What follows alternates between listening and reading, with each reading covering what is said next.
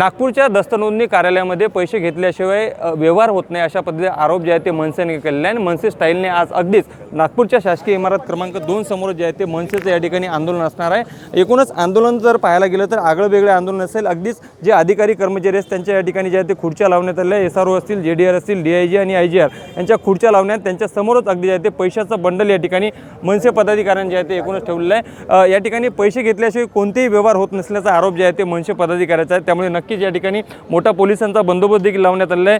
भाऊ, मनसे स्टाईलने आंदोलन होतोय, पैशाचे बंडल या ठिकाणी ठेवलेले आहेत आणि अधिकाऱ्यांच्या खुर्च्या पण लावल्या, काय नेमका आरोप आहे? आमचे शहर अध्यक्ष याच्यावर 6 महिन्यापासून लढा लढत आहेत। 6 महिन्यात त्यांनी कमीत कमी 3 ते 4 तक्रारसुद्धा केलेली। तक्रार केल्यानंतर त्यांनी जिल्हा शहर निबंधकांनी अहवाल सादर केला। अहवाल सादर केल्यानंतर कुठलीही कारवाई झाली नाही। त्याच्यानंतर आम्ही उपनिरीक्षकला भेटलो।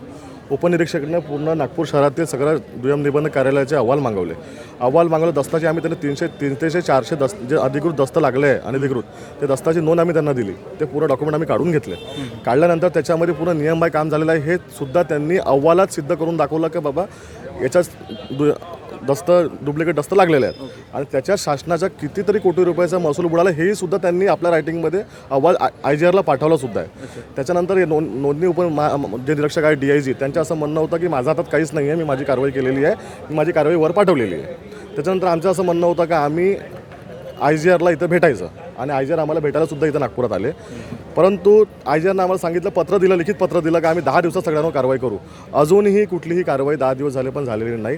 त्याच्यामुळे आमचा असा निर्णय झाला, आमच्या शहराध्यक्षांनी असा निर्णय घेतला की आता लोकांसमोर हा भ्रष्टाचार लोकांसमोर उघड झाला पाहिजे आणि कशा प्रकारे पैसे घेऊन हे नियमबाह्य दस्तखत, जसं तुम्ही बघितलं असेल याच्यात आम्ही लिहिलेलं आहे, स्पष्ट लिहिलेलं आहे की लाच दिल्यास तुम्हाला कुठल्याही दस्तीची गरज पडणार नाही आणि लाच नाही दिल्यास तुम्हाला एवढे डॉक्युमेंट आणि याच्यात डॉक्युमेंट तुम्हाला लागतील। परंतु हे भ्रष्टाचार कशा प्रकारे होणार आहे हे आम्ही तुम्हाला 10 मिनिटात, पैसे दिल्याशिवाय अधिकारी कामं करत आता हे आम्ही नाट्य स्वरूपात तुम्हाला 5 मिनिटात दाखवू। आमचे शहराध्यक्ष 5 मिनिटात येत आहे, आम्ही आमच्या शहराध्यक्षासमोर नाट्य सादर करू।